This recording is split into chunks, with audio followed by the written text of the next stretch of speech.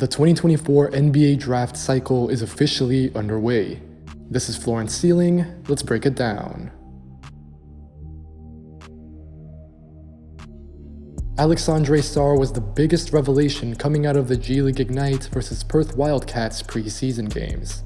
It's still very early, but in my eyes, the Perth prospect went from lottery consideration to potential top 5 pick.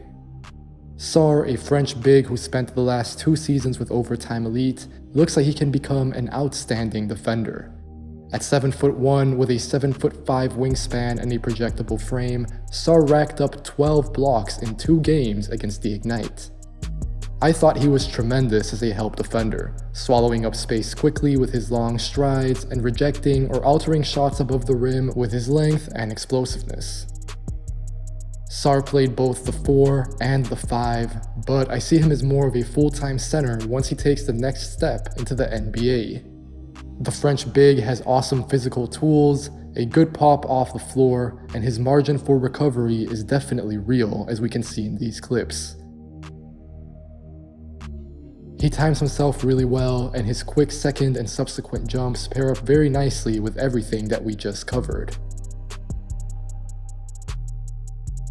In his brief time with Perth, Sarr has been shooting more three-pointers than ever before, which is becoming increasingly valuable at his position. He's a versatile player out of screens, able to get stops as a pick-and-roll defender, but now also able to inflict damage on the other side of the ball in these situations as well. We'll have to keep an eye on his percentages, but more than that, I'm focused on his willingness and the fluidity of his shot. Sarr is being used in pick and pops this preseason to good use. At 7'1", his shot is tough to block, and he made 3 of his 5 attempted triples against the G League Ignite.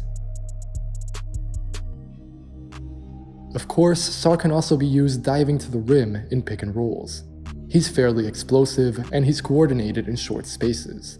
If the OTE product gets a head of steam, then he's tough to contain.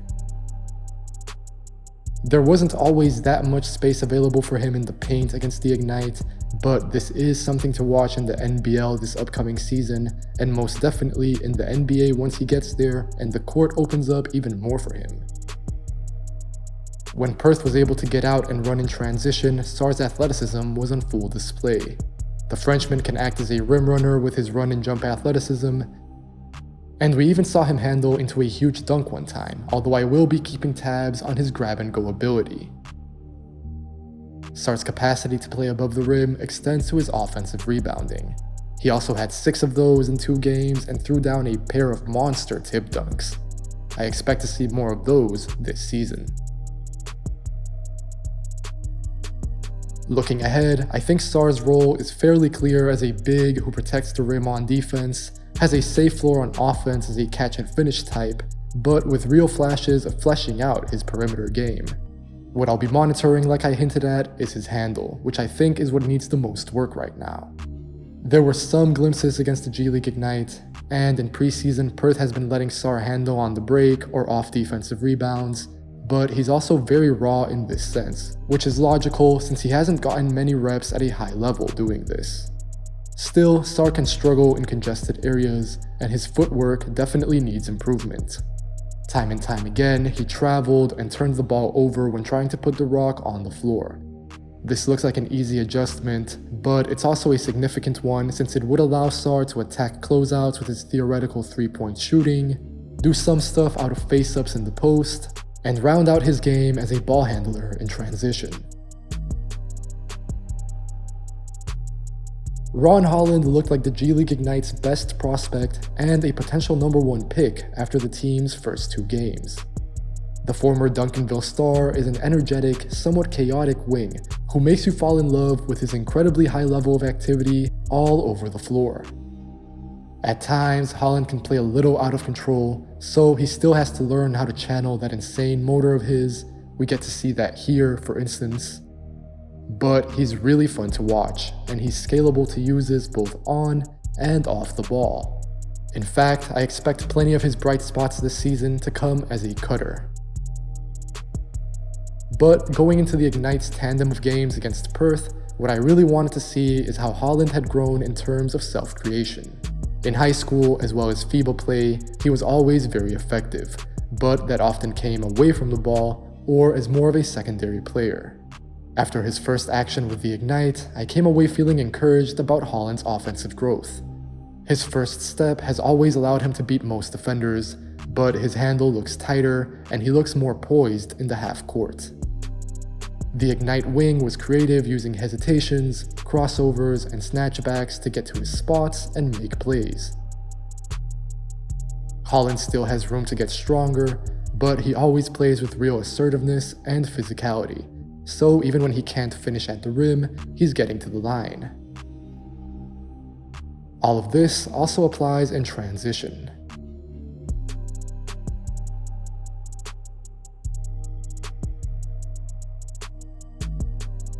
But like I said, Holland is prone to putting his head down and only playing at one speed, so he will have to build on this over the course of the season. For me, the biggest growth that Holland displayed was with his pull-up. Again, it goes back to being able to create for himself.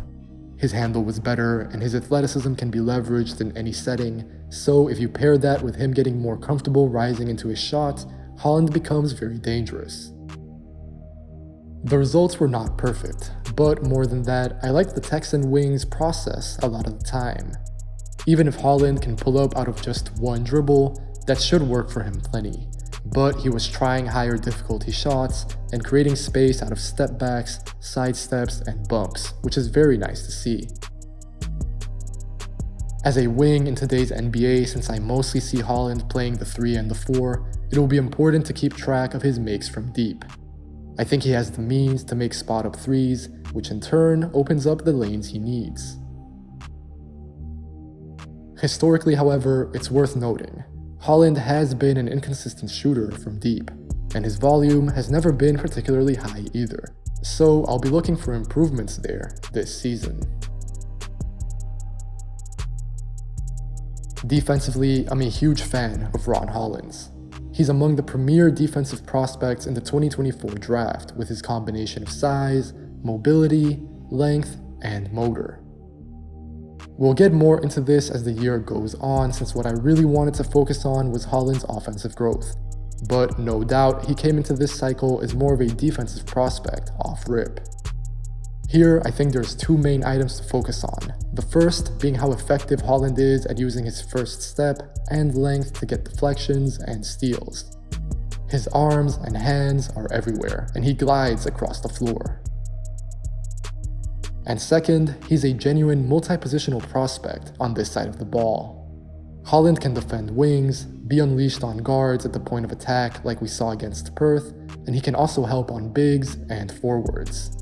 He's likely a little too small to guard the 5, but I truly believe that he'll be able to defend 1 through 4 with little to no issue. MATAS Buzelis is widely considered a potential number 1 pick in 2024, but I think that he has to show a lot more growth before I get to that point. To start, I'm confident that Buzelis is and will be a good 3-point shooter. He can become a high-volume gunner from deep at around 6'10", which in a way already brings instant value.